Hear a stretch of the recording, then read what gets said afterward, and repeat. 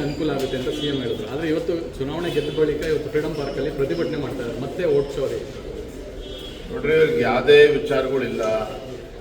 ನಿನ್ನೆ DK ಶಿವಕುಮಾರ್ ಅವರು ಏನು ನೀರಿನ ಹೆಜ್ಜೆ ಏನ್ ಕಟ್ಟೆ ಹಾಕಿದ್ದಾರೆ. DK ಶಿವಕುಮಾರ್ ಅವರು ನೀರಾವರಿ ಸಚಿವರ ಕಳೆದ 2.5 ವರ್ಷದಲ್ಲಿ ಯಾರೋ ಬರೆದಿರುವಂತ ಪುಸ್ತಕವನ್ನ ತಮ್ಮ ಭಾವಚಿತ್ರವನ್ನ ಅಳವಡಿಸಿ ಭಾವಚಿತ್ರನ ಹಾಕಿ ಅದನ್ನು ಬಿಡುಗಡೆ ಮಾಡಿರ್ತಕ್ಕಂಥದ್ದೇ DK ಶಿವಕುಮಾರ್ ಅವರ ಸಾಧನೆ.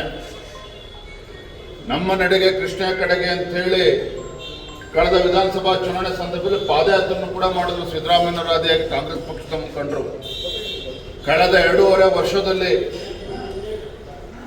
ನಮ್ಮ ರಾಜ್ಯದಲ್ಲಿ ನೀರಾವರಿ ಯೋಜನೆಗಳಿಗೆ ಎಷ್ಟು ಅನುದಾನವನ್ನು ನೀಡಿದ್ದಾರೆ ಅದನ್ನು ಕೂಡ ಬಹಿರಂಗವಾಗಿ ಚರ್ಚೆ ಮಾಡಲಿ ಅಥವಾ ಸದನದಲ್ಲಿ ಚರ್ಚೆ ಮಾಡಲಿ. ಮಹದಾಯಿ ವಿಚಾರದಲ್ಲಿ ನಿನ್ನೆ ಬಹಳ ಉದ್ದುದ್ದ ಭಾಷಣ ಮಾಡಿದ್ದಾರೆ ಸಿದ್ದರಾಮಯ್ಯನವರು, DK ಶಿವಕುಮಾರ್ ಅವರು.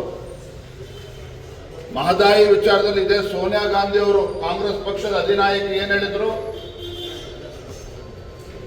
2010ರಲ್ಲಿ ಯಾವುದೇ ಕಾರಣಕ್ಕೂ ಗೋವಾದಿಂದ ಒಂದು ಹನಿ ನೀರನ್ನು ಕೂಡ ನಾವು ಕರ್ನಾಟಕಕ್ಕೆ ಕೊಡೋದಿಲ್ಲ ಅಂತೇಳಿ ಇದೇ ಸೋನಿಯಾ ಗಾಂಧಿ ಅವರು ಗೋವಾ ಚುನಾವಣಾ ಸಂದರ್ಭದಲ್ಲಿ ಹೇಳಿಕೆಯನ್ನು ನೀಡಿದ್ರು. ಎಲ್ಲೋಗಿದ್ರು ಸಿದ್ದರಾಮಯ್ಯವರು, DK ಶಿವಕುಮಾರ್ ಅವರು?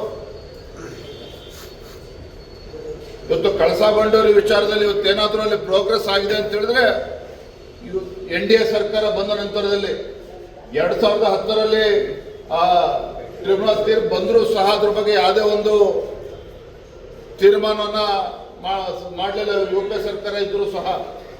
ಈಗ ಎಲ್ಲದಕ್ಕೂ ಕೂಡ ಕೇಂದ್ರ ಸರ್ಕಾರದ ಮೇಲೆ ಆರೋಪ ಮಾಡುವಂಥದ್ದು, ತಮ್ಮ ವೈಫಲ್ಯಗಳನ್ನು ಮುಚ್ಚಿ ಹಾಕೊಳ್ಳೋದಕ್ಕೆ ಕೇಂದ್ರ ಸರ್ಕಾರವನ್ನು ಟೀಕೆ ಮಾಡುವಂಥದ್ದು ಇದೊಂದು ರೀತಿ ಫ್ಯಾಷನ್ ಆಗಿದೆ ಸಿದ್ದರಾಮಯ್ಯನವರಲ್ಲಿ, DK ಶಿವಕುಮಾರ್ಗೆ.